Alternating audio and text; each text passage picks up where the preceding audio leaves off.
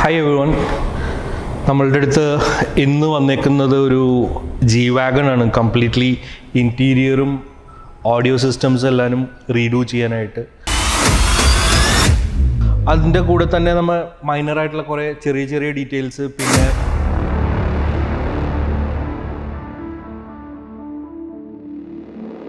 പിന്നെ അതിൽ 3Mൻ്റെ ടിൻസും വീക്കൂളിൻ്റെ ടിൻസ് ഫ്രണ്ട് ഗ്ലാസ്സിലും നമ്മൾ ആൻറ്റി ഗ്ലെയർ ചെയ്തിട്ടുണ്ട്.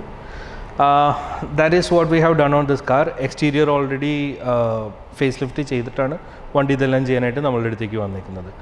So I'll just showcase everything in one go. In depth detail ആയിട്ട് കാണാം.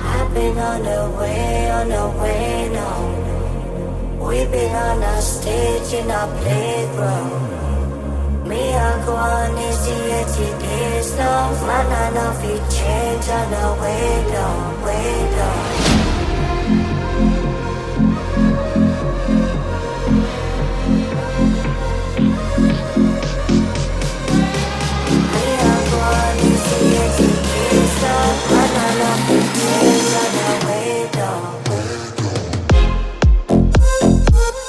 സോ 21-inch വീൽസ് ഓൾറെഡി അതിൽ ഇൻസ്റ്റാൾ ചെയ്തിട്ടുണ്ട്. അതിൻ്റെ സ്റ്റാൻഡ്സ് കുറച്ചും കൂടെ കറക്റ്റ് ചെയ്യാൻ വേണ്ടിയിട്ട് ബാക്കിലൊരു 30mm ഫ്രണ്ടിലൊരു 20mm H&Rൻ്റെ സ്പേസസ് ആഡ് ചെയ്തിട്ടുണ്ട്. അങ്ങനെയാണ് ഇതിന് ഇത്രയും പ്രോപ്പറായിട്ടുള്ള ബോഡി ലൈനിലുള്ള സ്റ്റാൻഡ്സ് കിട്ടിയേക്കുന്നത്.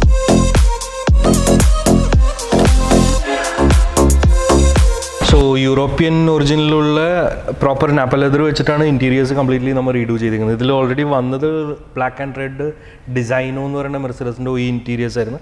അത് മാറ്റിയിട്ടാണ് നമ്മൾ ഈ നാപ്പ ലെതർ സീറ്റ്സ് ചെയ്തിരിക്കുന്നത്.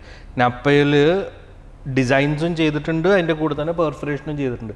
കാര്യം ഇതിൻ്റെ സീറ്റ്സ് കൂൾഡ് സീറ്റ്സ് ആണ്, മറ്റേ വെന്റിലേഷനുള്ള സീറ്റ്സ് ആണ്. അപ്പോൾ അതും കൂടെ ഫങ്ഷണലായിട്ടിരിക്കാനും പിന്നെ ഓഫ് കോഴ്സ് കാണാനായിട്ടുള്ള ഭംഗിക്കും കൂടെ വേണ്ടിയിട്ട് പെർഫറേഷൻ കൊടുത്തിട്ടുണ്ട്. ഈ സെയിം സീറ്റ് ഡിസൈൻ നമുക്ക് ഏത് വണ്ടിയിൽ വേണമെങ്കിലും ചെയ്യാനായിട്ട് ഓപ്ഷൻ ഉണ്ട്, നമ്മൾ ചെയ്യാറുമുണ്ട്. സോ ഈ വണ്ടിക്ക് ഇത് പെർഫെക്റ്റ് ആയിരുന്നു. കാര്യം ബേസിക് AMG ഡിസൈൻ, ഇപ്പോഴത്തെ ലേറ്റസ്റ്റ് വണ്ടിയിൽ വരുന്ന ഡിസൈനാണ് ഈ സീറ്റ്സ്.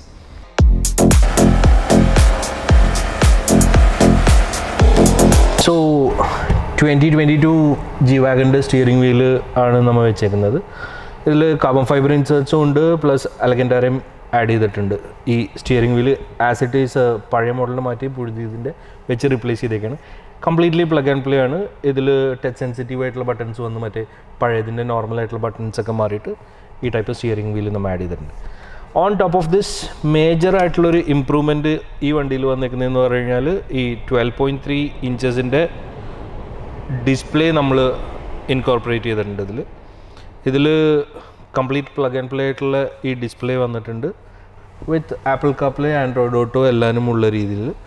അതിൽ മെർസിഡസിൻ്റെ ഒറിജിനലായിട്ടുള്ള systems completely ഫങ്ഷണലുമാണ്.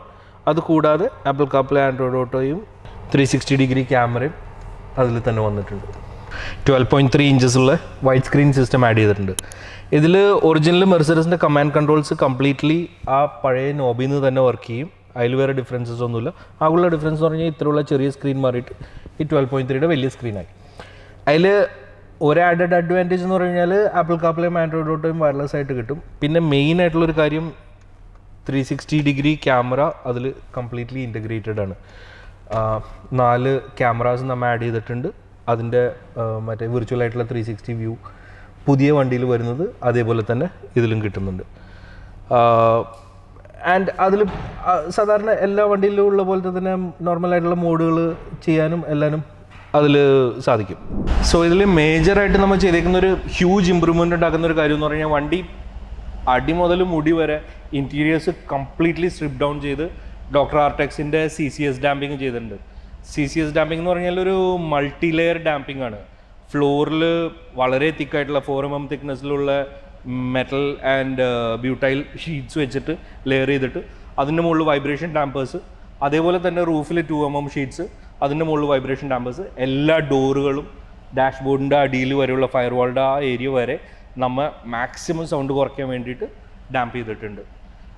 Probably I should have some shots of that. I'll try to share that. Thank you.